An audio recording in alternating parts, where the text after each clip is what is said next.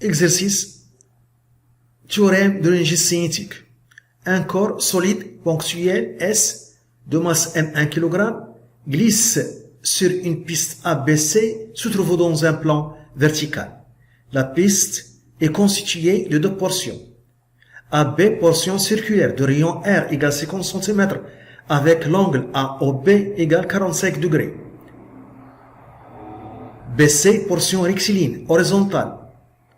Et on donne G égale 9,8 N par kg. 1.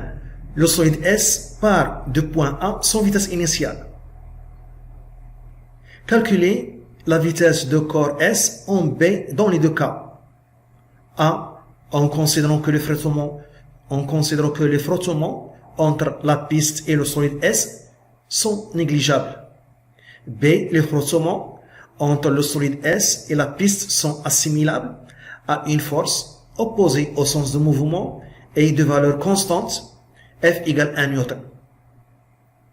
Deuxièmement, dans le cas B, le solide S parcourt la distance BC avant de s'arrêter en C. Déterminer la distance BC parcourue. On donne le schéma ici. On donne le schéma. Donc, l'angle θ, la portion circulaire, la portion rectiligne horizontale BC, le rayon R de l'arc circulaire, le centre O de cet arc, et ici on a choisi l'axe OZ orienté vers le haut pour exprimer le travail de poids. 1. La vitesse de solide S en B A dans le cas où les frottements sont négligeables.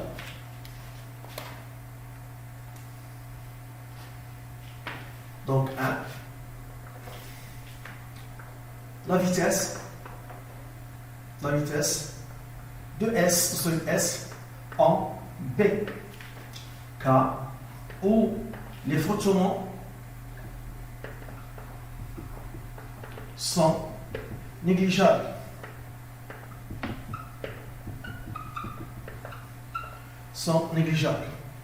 On applique le théorème de l'énergie cinétique entre A et B. On fait d'abord le bilan des forces appliquées au solide S. À un instant donné, le solide sera en ce point. On a dit que le solide est ponctuel. On a supposé que le solide S est ponctuel. Donc les forces qui sont appliquées, il y a le poids P, et il y a la réaction R, la réaction de la piste R. Donc la réaction dans ce cas où il n'y a pas les frottements, elle est perpendiculaire à la tangente en ce point. La tangente à la trajectoire. R est perpendiculaire à la tangente à la trajectoire en ce point. Voilà, car il n'y a pas de frottement. Donc on applique le théorème de l'énergie cinétique. Il y a uniquement ces deux forces. Donc on applique le théorème de l'énergie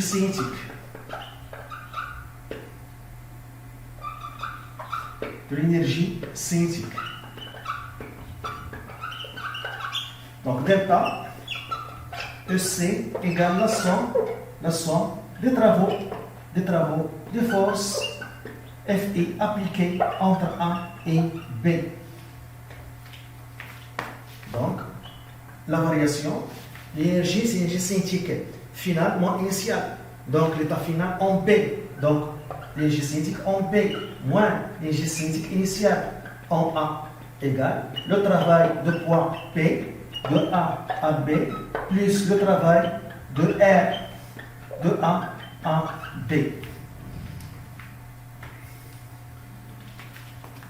Le travail de poids P de A à B égale R fois G fois ZA moins ZB, car on a choisi l'axe OZ orienté vers le haut. Donc, le travail de A à B, de poids P, égale 1 fois G, ZA moins ZB. Je dois commencer par ZA. parce que ici j'ai commencé par A, car on a choisi l'axe OZ orienté vers le haut. Alors, ZA ici, ZB ici. Donc c'est ça la différence, ZA moins ZB. Donc elle représente H. Elle représente la hauteur H. Donc L fois G fois H. On n'a pas H dans les données. Donc je dois exprimer H en fonction des données qu'on a dans l'exercice. Voilà. Donc H, j'ai besoin de connaître cette longueur pour déterminer H. Alors cette longueur, c'est le côté adjacent. Le côté adjacent pour ce triangle. Donc, on a l'hypoténuse R. Donc le côté adjacent est égal à R cosinus θ. Donc cette longueur, c'est R cosinus θ. Et toute cette longueur-là, c'est le rayon. C'est le rayon de la portion AB.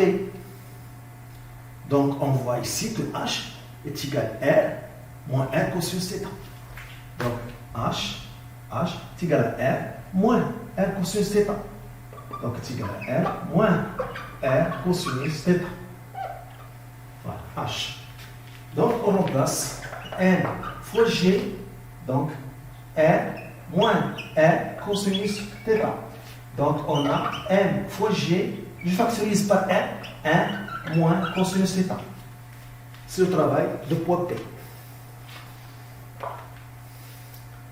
Le travail de R. Le travail de R entre A et B est égal à la somme des travaux élémentaires.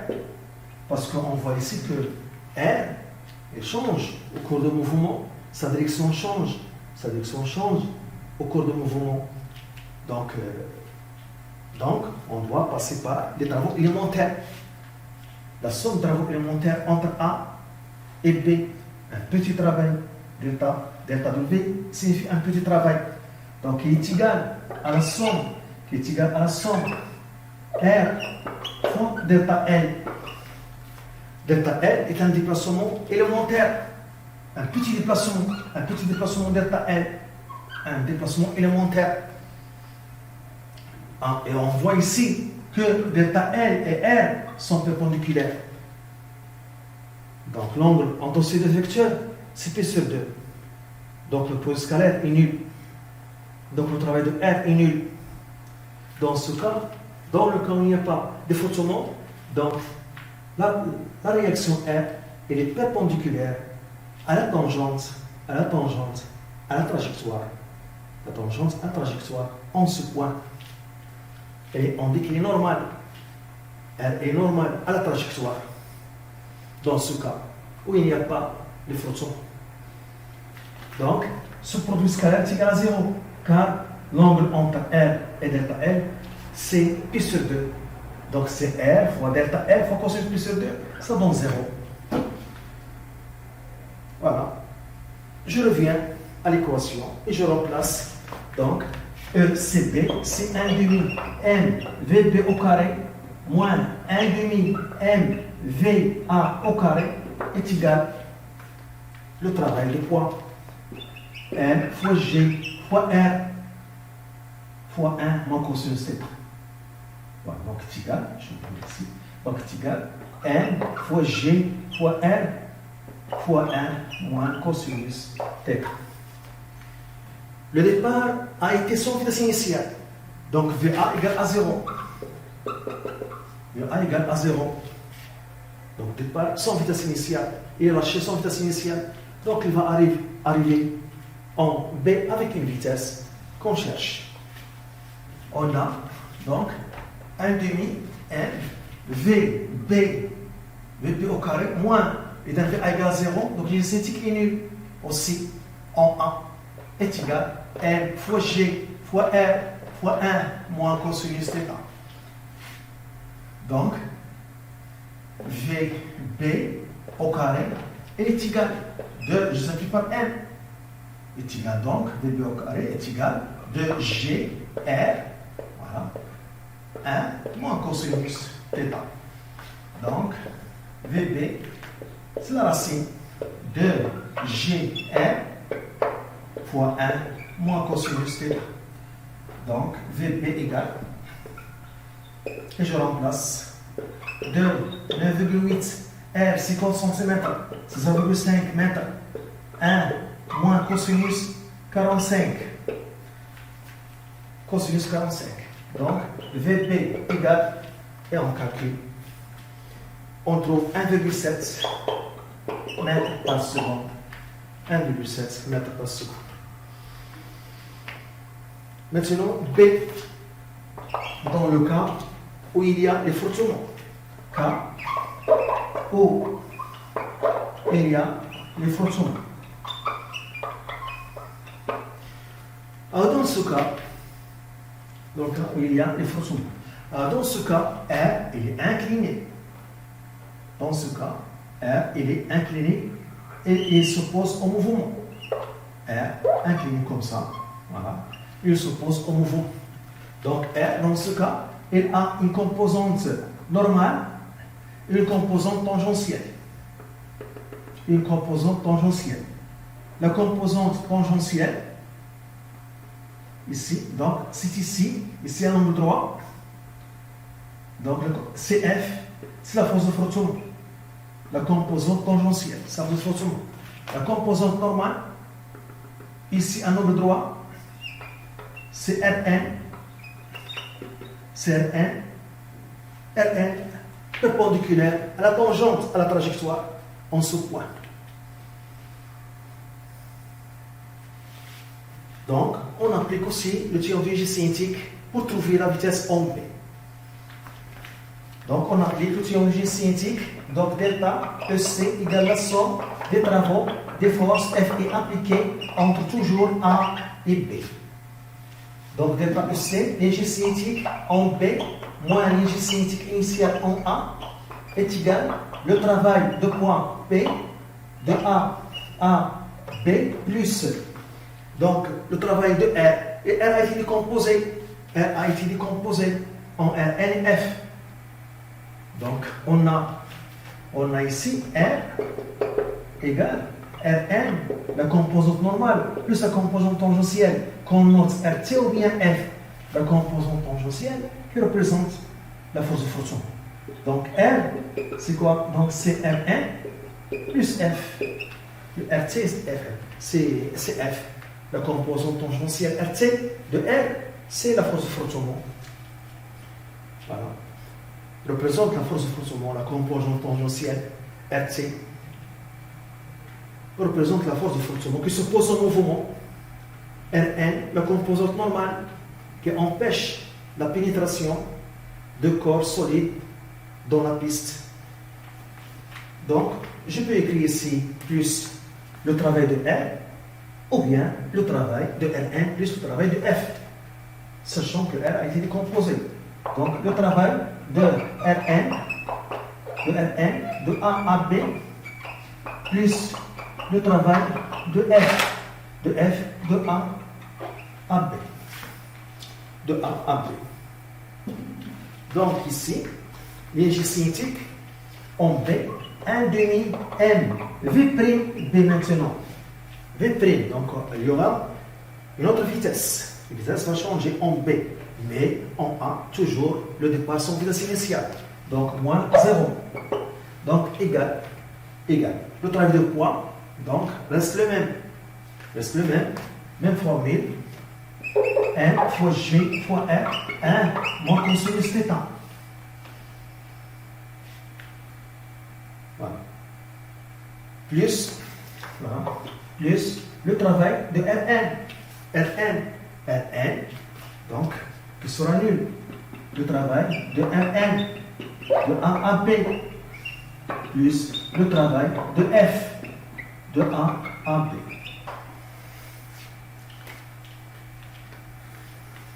Donc, d'abord, le travail de Rn de A à B est égal à la somme des travaux élémentaires.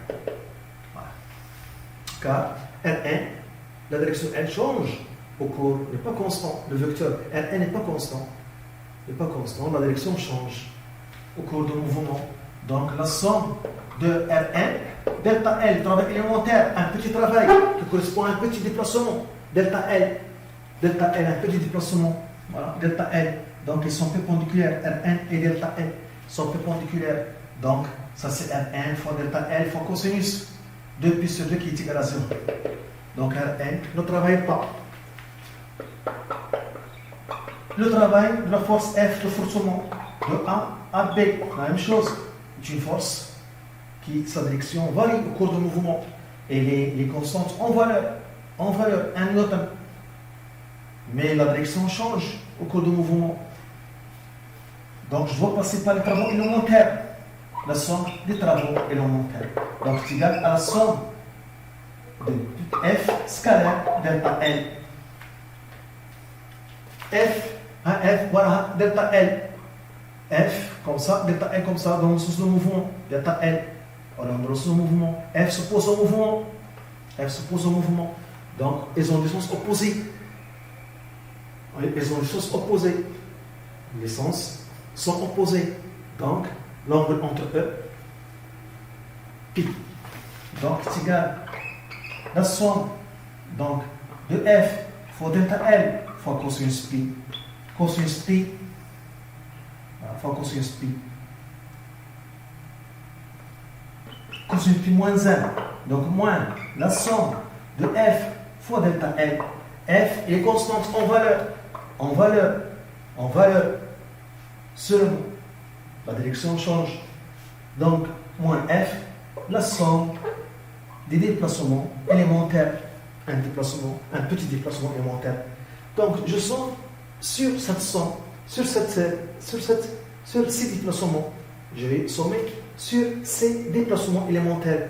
Ce sont des déplacements petits. Donc, delta de A à B. Donc, delta L1, delta L2, delta L3, delta L4, et ainsi de suite. Delta L, de A à B. Delta L1 plus delta L2, delta L3, delta L4, et ainsi de suite, de A à B. Donc, qu'est-ce que je vais trouver? Je fais cet arc, la mesure de cet arc, AB, qu'on sait calculer en fonction de θ et R. Cet arc est égal à R fois θ. Donc, moins F fois R fois θ.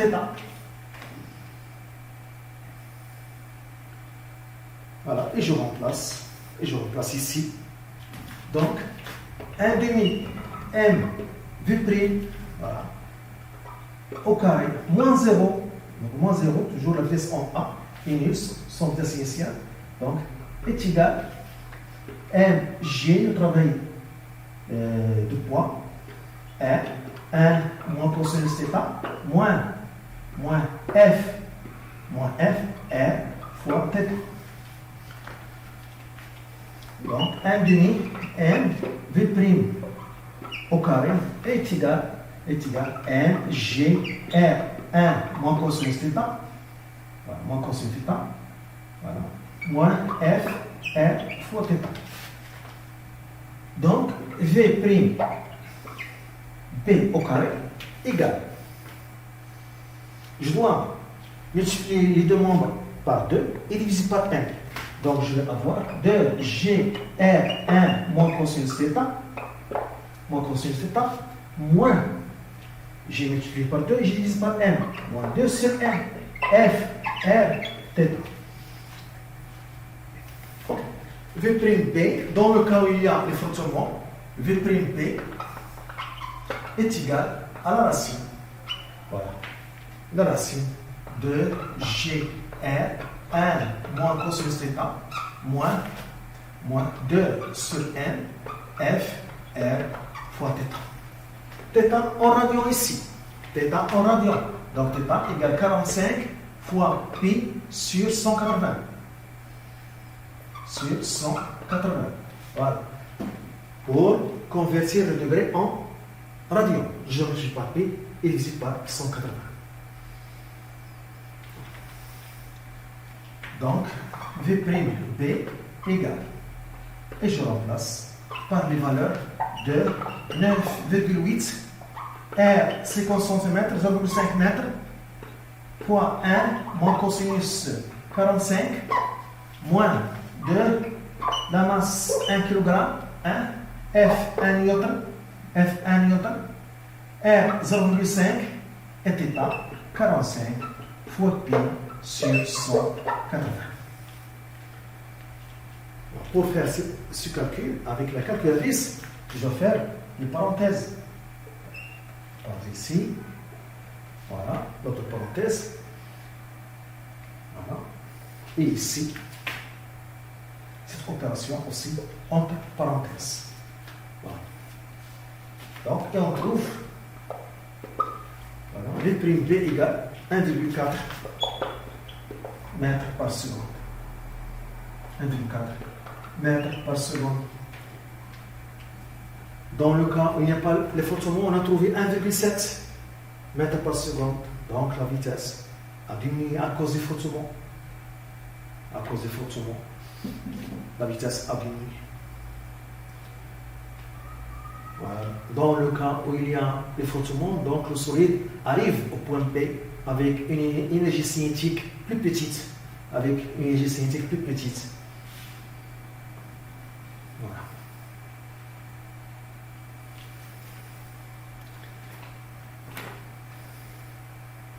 Deuxièmement, la distance BC.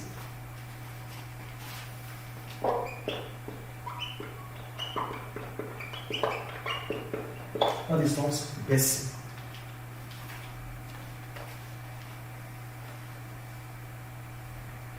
Donc, maintenant, on a cette étape de mouvement entre B et C, le curseur ici. Donc, dans le cas B, où il y a les frottements. Dans le cas où il y a les frottements. Donc, ici, le corps, il s'unit à son poids P, à son poids P, et à la réaction R. Hein? Réaction R, qui n'est pas normale à la trajectoire BC, qui n'est pas normale à la piste BC, qui est horizontale, car il y a le frottement, le sens de mouvement. Le sens de mouvement est comme ça. Donc, dans ce cas, je vais décomposer R en Rn et Rt. Donc, je projette l'extrémité, voilà, sur la piste BC pour trouver la composante tangentielle Rt qui est égale à F, qui représente la force de frottement. Et je projette aussi R sur la normale. Ici, on a un angle droit pour trouver Rn, la composante normale. Voilà. De R. Et on applique le théorème d'énergie cinétique.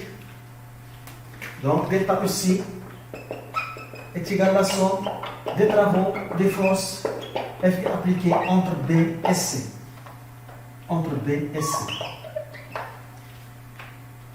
Donc, 1 demi M VC au carré moins 1 demi M V prime B au carré, dans le cas B, est égal, donc, le travail de poids P de B à C, plus le travail de R a été décomposé,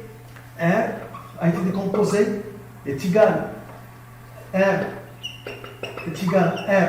N plus F, a été décomposé, donc plus le travail de Rn, de B jusqu'à C, plus le travail de F, de B jusqu'à C. Donc, et je vais calculer chaque travail. Donc, le travail de poids P de B jusqu'à C. Donc, c'est 1 fois G, ZB moins ZC, car au ZE est orienté vers le haut. Donc, ZB égale 0, qu'on voit, et GC égale à 0. Donc, on trouve 0. Le poids ne travaille pas dans ce cas. Le travail de Rn de B jusqu'à C, donc, est égal à Rn scalaire. Maintenant, la force Rn est constante. Rn scalaire BC. Donc, est égal à Rn point BC fois cosinus pi sur 2. BC et Rn sont perpendiculaires. Donc, c'est égal à 0. Le travail de force de frottement de B à C est égal à F scalaire BC. Dans ce cas, F constante Donc, je peux appliquer cette formule comme ça, sans passer par les travaux élémentaires. Donc, c'est égal à f fois BC fois cosinus. L'angle entre F et BC. BC comme ça. BC. F s'oppose au mouvement. Cosinus pi, l'angle entre E, pi. Donc, c'est moins 1, cosinus pi moins 1, moins F, BC.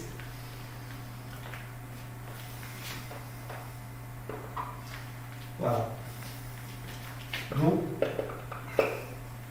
Donc, on a VA, VC égale à 0, parce que le solide arrête au point C. VC égale à 0. Donc, on a l'énergie cinétique au point C, c'est 0. Moins 1 demi M V' B au carré est égal au travail de P0, au travail de R0, plus le travail de F qui est égal à moins F fois BC. Donc, 1 demi M V' B au carré est égal, donc je simplifie par moins, est égal à F fois BC. Donc la distance BC qu'on cherche, c'est M fois V' B au carré sur 2F. BC égale, donc M, 1 kg, 1,4 au carré sur 2F. F, 1 newton. Voilà. Et on fait le calcul. On trouve 0,98. Voilà, mètre, presque 1 mètre. Presque 1 mètre. Le corps S s'arrête à cause des frottements. Ce sont les frottements qui arrêtent le mouvement du corps S. S'il n'y a pas les frottements, le corps va garder la vitesse 1,4 mètres par seconde constante d'après le principe d'inertie.